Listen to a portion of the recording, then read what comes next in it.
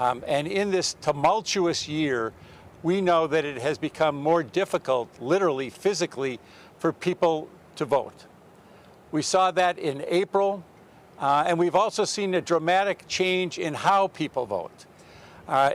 Ordinarily, prior to this year, you would have roughly 70% of the individuals who would vote in person and 30%, 20 to 30% who would vote absentee.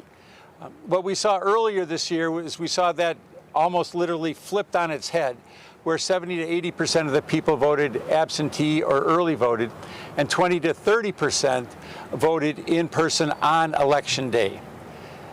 Because of the COVID challenges, it has become exceedingly more difficult, I think, for people to vote in the traditional way.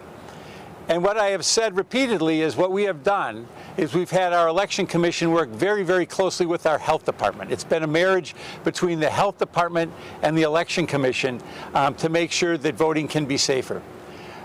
Prior to today, we had also added 15 additional spots for early voting throughout the city of Milwaukee. But what we saw in August is we saw that our Midtown site had heavy demand. And part of the reason for the heavy demand there was because it's a large facility.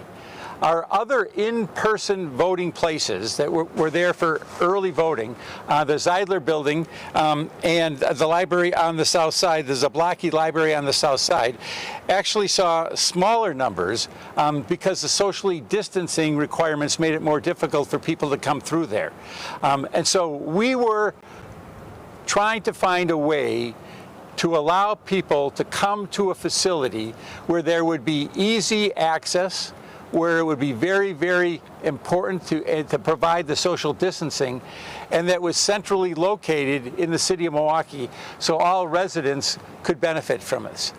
We are now fortunate to announce that not only have we found one, but we have found two locations that are absolutely fabulous for allowing more people to exercise their right to vote. The first one, of course, is the Fiserv Forum.